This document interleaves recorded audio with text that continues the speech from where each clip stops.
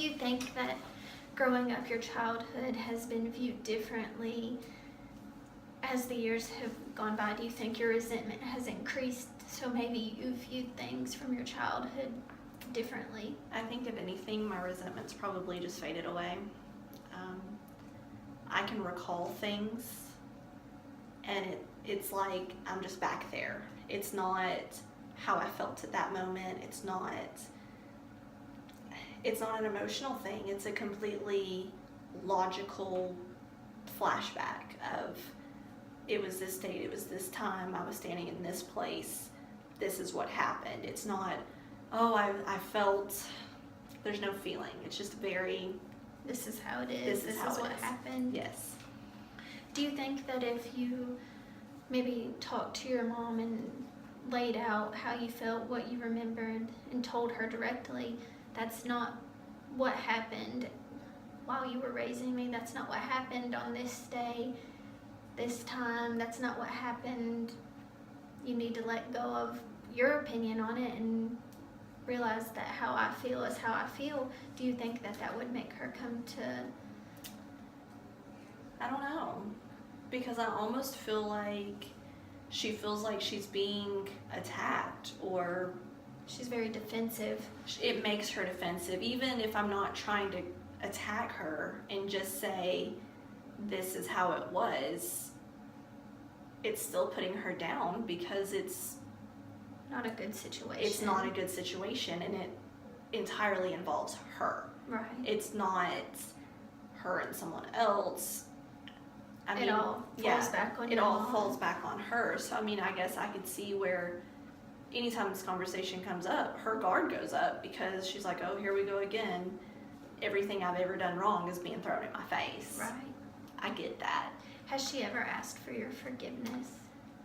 She has, but it's usually after a yelling match of us trying to talk about something, and I think that it's just her way of saying, okay, Let's drop it. let's drop it, so I'm sorry, please forgive me. Right, and that's not resolving anything because she's not genuine about her apology. Right.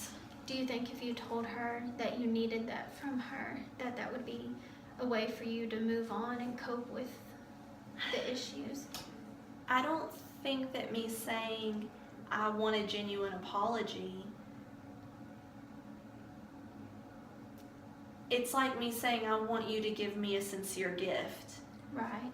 That makes it, it's not sincere at that point, because you feel obligated to give me a sincere gift, Right. which kind of voids out the sincerity of it. Right. So I feel like asking for an apology that she means and that she understands what she's saying defeats the purpose, because I feel like that should come from her on her own, not because I'm requesting it.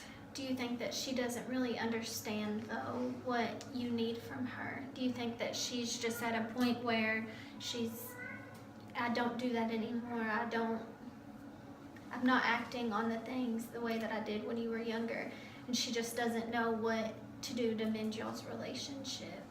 I don't know, because she won't talk to me. You know, she won't open up and say anything, really. You know, I'm usually the one initializing the conversation, so it's never her calling to initiate that. Maybe you mentioned in a previous session that your mom lived out of town. Do you ever think about driving to talk to her face to face to kind of get more of a response out of her in conversation? I do,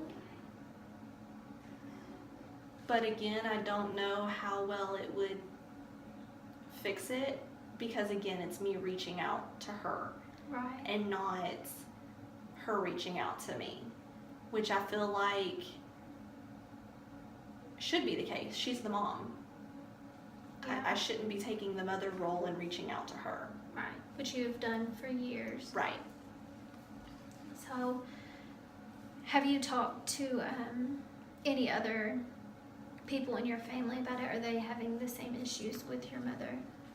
I mean, she was still drinking and stuff when Dad passed away, You know, I know that he felt the same way that I felt for years, and I think that he felt obligated to stay and take care of her once she went, you know, because she's blind. She went blind when I was in high school, so I think that he just felt obligated. You know, it's my wife. I made that commitment, regardless of how bad it sucks. I'm here. Right. My grandma has lived with us since I was 7, and I think that she just feels like it's her job to stick around and just deal with it because that's her daughter. And then, you know, there's other friends and family, but nobody really keeps in touch with her. It's very loose ties because nobody wants to deal with Angela. So as far as anybody else addressing anything, probably not. Right. I think this week, maybe before our next session, if you would think about talking to your mother and just kind of opening up to her and letting her know that your resentment isn't resolved, and though she might think that it's no longer existent, it's still there for you, and it's a feeling that you're having to deal with. It's affecting your daily life. So if you could consider talking to her and maybe letting out some of your aggression and anger and memories that you've had built up over all these years, that you guys could mend a little bit of your relationship. Yeah, I mean, I'll try reaching out to her and just, I don't know. I think I'm just tired of reaching, so it's becoming more of that point of just accepting and taking a backseat role, which still sucks because then I feel like I'm just Not doing anything to fix it. right. I'm just filing it away for it to pop back up at a later time. Right. It's never overcoming it, it's just sweeping it under the rug. Right, yeah. I think that if you talked to your mom and gave it one last try to mend your relationship, and if she decided that on her own, because you said you didn't want to tell her what you were looking for, to apologize, and it'd help you move forward with it, and you'll know if you just need to accept the fact that it's not going to change and you're not going to get that apology from her, and you can move forward. I'll give it a shot. I think after talking about the ways that it's affected you negatively and the ways that it's affected your daily living with Kyla and the ways you've decided to cope previously, that this would be a good opportunity in your life for you to do that. Okay, I'll give it a shot. Okay, thank you, Cinnamon. We'll see you next time. Thank you, Miss Courtney. I appreciate it. We'll see you later.